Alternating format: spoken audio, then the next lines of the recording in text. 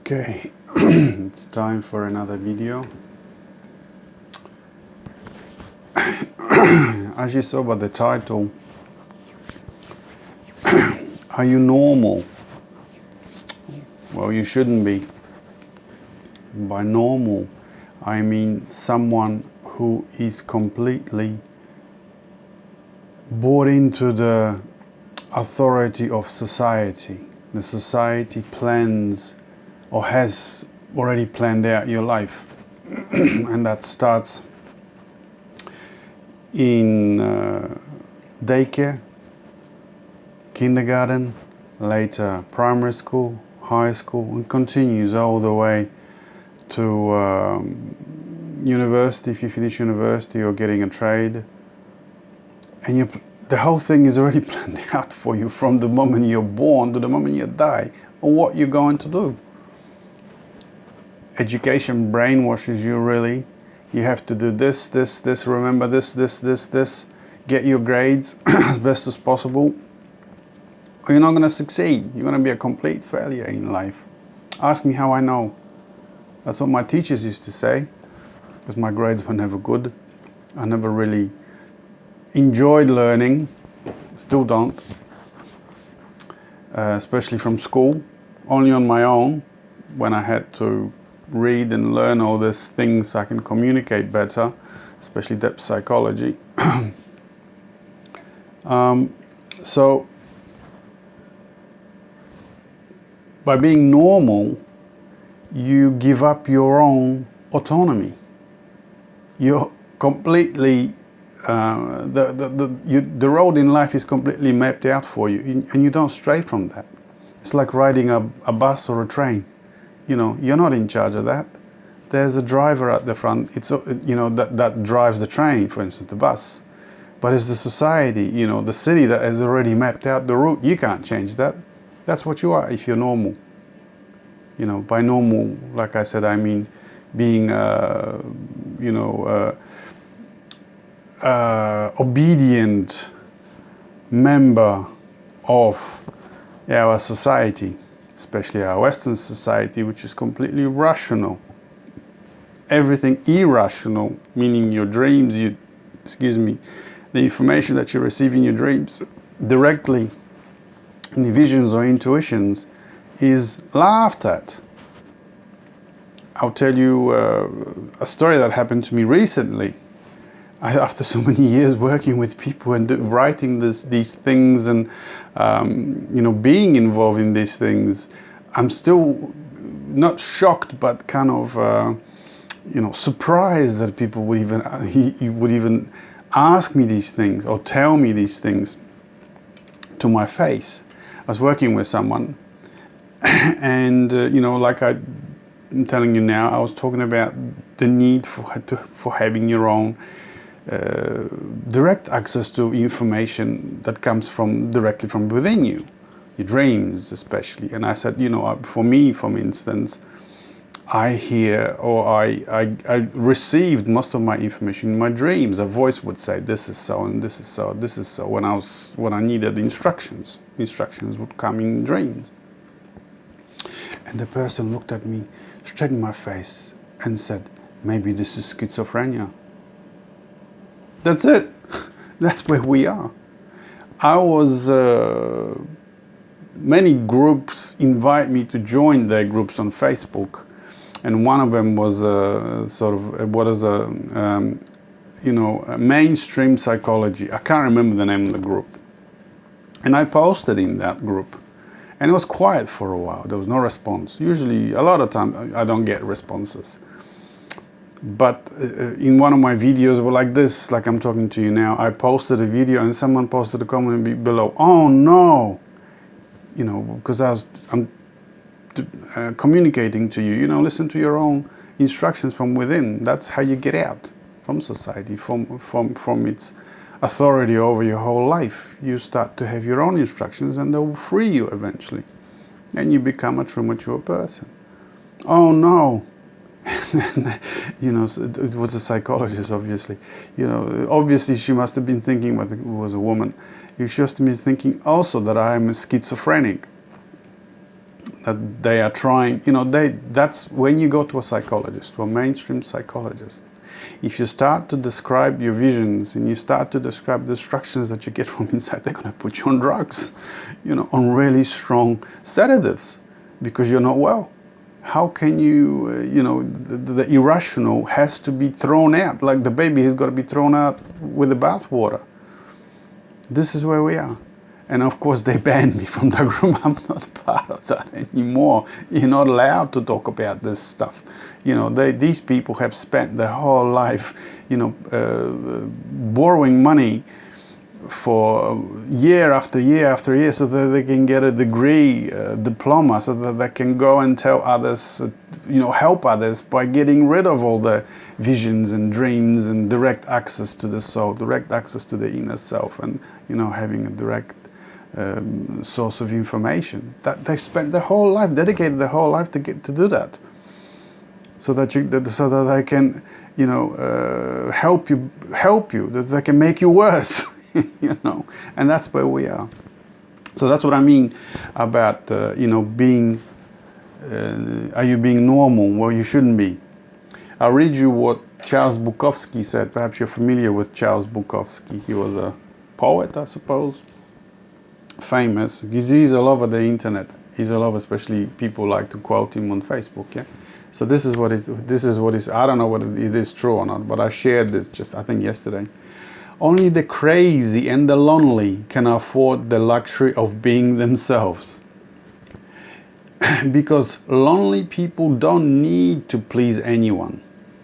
Exactly. And crazy people don't care to be understood.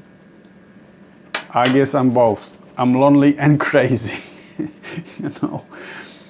It's not easy to communicate all this information that you don't need anybody. You have your own source of information within you. It's not easy, not in our society, not even in the Eastern society anymore. All of this has been, even there, it's been westernized. It's only what you get, the information, the instructions for your life come from education, from parents who are, of course, as well brainwashed, family,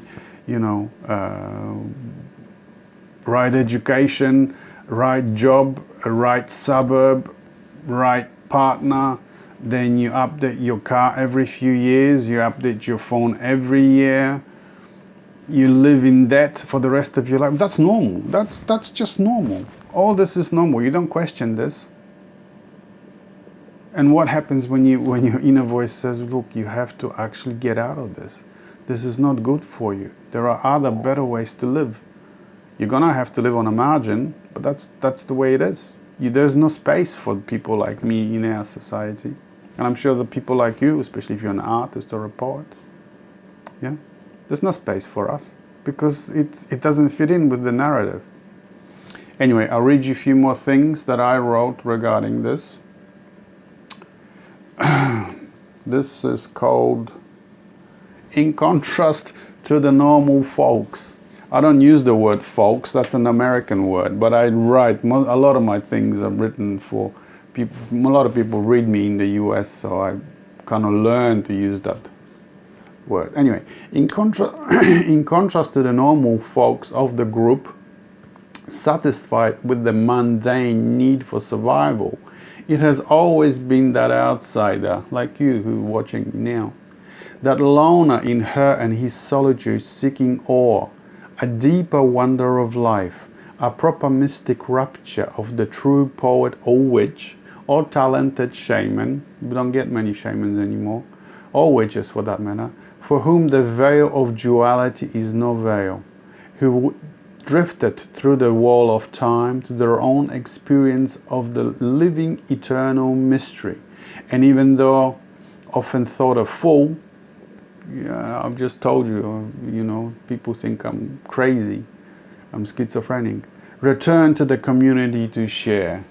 And that's really important. If you've got these informations, especially if it's archetypal, if it is mythological, if it is a message is that we are one, underneath all the different appearances and cultures and languages and all these religions and politicians and all these divisions and borders. There's just single humanity underneath all this. Like I said in my last video, we are like plants. On the surface, all look different colors, different shapes, different places. But we are all equally, every single one of us, rooted in the same ground, like plants. The roots are exactly the same. Only our traditions and cultures divide us. That's the only thing. And religion, especially religion. And it is from this personal sacrifice for an experience of the unknown, and not from lectures, books, or teachings, that we now have our mythologies, exactly, religions and true art, as in the words. No one can be taught it, nor can it be explained to anyone who has not known it. Yet all religions, mythologies, and proper works of art both derive from it and refer to it. All our religions, even religions, are based on this. Someone had to experience this. Jesus experienced his own thing, and that's his own, how can I say, enlightenment, if you like the Buddha. He went into the desert, he fought with the devil. That was the three instincts, survival instincts. The ego, we call it the ego in spirituality. Yeah, you got your hoarding, reproduction, and power. That's the three things. Same with the Buddha. And then when he had his own experience of his godhood, of our divinity, and the interconnectedness of this divinity all over the world, not only the world but the universe, he came back to teach. That's the archetypal part. That's why I insist, many of you probably are writing poetry, but it's not about writing me and my cat. It's far better to write me and my fountain of life, me and my divinity, our divinity, the tree of life. Me standing at the foot of the tree of life. What's the tree of life? Every single branch, that's you, us, unique branch, is part of the single tree. That's the message. That's why archetypal, mythological, collective unconscious is so important. Because we're missing that information. We're still divided as we were, thousands of years ago. We're dividing ourselves. Especially religion and politics are dividing us. Yeah. All right. Let's read another one. Oh, this is it's the same theme, but I wrote it for women, with the help of my muse. With the help of my muse, Viktor Frankl once said, "What is demanded of women is not, as some existential philosophers teach, to endure the meaningless of life, but rather to bear her incapacity to grasp its unconditional meaningfulness in rational terms. Logos is deeper than logic." Yeah? Logos is deeper than logic. In other words, your irrational is deeper than rational. Yourself, your connection to the soul, to the spirit, is far deeper than what your mind thinks. You've got to get rid of the thinking. That's the ego, getting rid of the ego. You can't really get rid of the ego. You need a strong ego when you're doing this, so you don't get crushed by what you see. Especially when there's fear still there, or if you're conditioned that your tribe is better than all the other tribes. Especially when you're conditioned that your tribe is chosen, and we get a lot of that. And then suddenly, no, it's not chosen. Everyone's like that. Can you imagine the crush of your own ego, of your own importance at this? So you have to have a strong ego. You've got to be mature enough to be able to experience all this. It's very true. You won't grasp the feminine mystery of the soul with your intellect, the way of the masculine mind and its words and laws. I'm talking about rational here. Only by living it, by feeling and intuiting in your own spontaneous imagination, by following in the footsteps of nature, will you know the secret intelligence hidden in nature, in everything, including you. That means, that means not being normal. You've got to step out of society to be able to experience this. And fear doesn't, there cannot be any fear. This is the reunion of personal and collective level of the psyche, the return of the wave to the ocean, and this is the enlightenment. Return of the wave into the ocean, returning of you as a wave into the oneness of the ocean that we all are, and it's a divine ocean. That's why you cannot be normal. If you're normal, the society will tell you that this is not true. This is not important. Your job's important. Earning money it's important, because money is important, because without money you can't survive nowadays. You can't buy your bread, your milk, your petrol. You can't pay your rent. It's important. Money is important. I'm not saying that it's not important. You have to have some money. But not dedicating your whole life and your whole purpose of life to just simply that. What happens,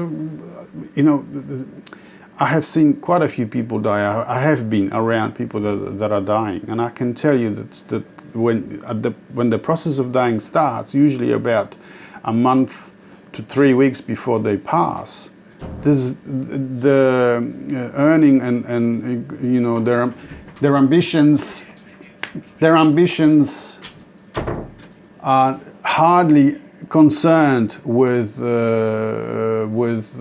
making, with a career or money. They're not concerned with any of this at all. The whole thing has switched. They switched off. They're not even concerned with the family members anymore. There's something else. They start to have visions. They start to have dreams. Something comes to them and visits them. It's a completely new environment, and we are not prepared for any of this at all in our society. Even the process of dying. The process of dying and process of enlightenment, like I said so many times before, is exactly the same. Because what we're talking about is going, like I was reading to you before, we're going beyond the veil of death, beyond the veil of duality. You're dropping your body and its needs for survival. And then something happens. You reach that deeper level of the collective unconscious of the spirit, of the soul, and you start to see visions. But often it's too late then to learn, because you need to come back from having that vision, from having that deep dream, that archetypal experience, and you need to integrate that into your everyday life. But when you're dying, that's too late. So that's why this is so important to do while you're living, during your life. That's why I call it, mystics of old always called it to die before you die. You have to die before actually your physical death, because that's when you integrate all these things. You have to come back and integrate. You have to read and study and make comparison, intuitive comparison of your experience to what others have written about and talk about. Depth psychology is very important, even because it gives you a reference to what happens. You can name it, and then you slowly integrate it into your everyday life. Yeah. Let's read another one. What do we got for time? Yeah, we've got plenty of time. Another one. Yes.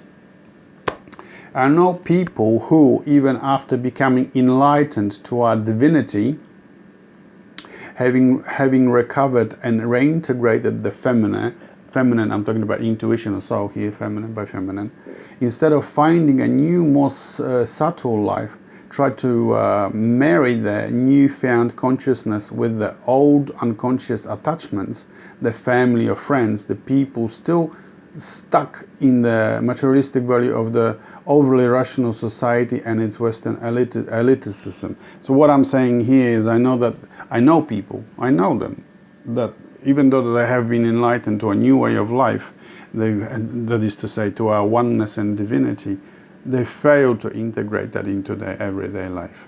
They fail and they just go on as they did before. They can't leave their old life. They're so committed to it that it's nearly impossible for them to change and live in a new way.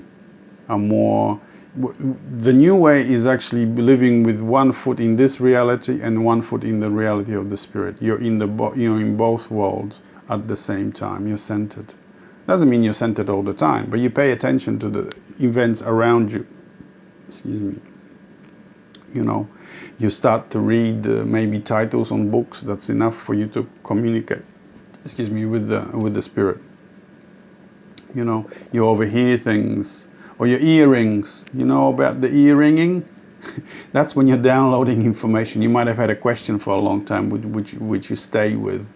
And then suddenly your earrings, and you look around and then bang, there's an answer, intuitive answer in your mind's eye.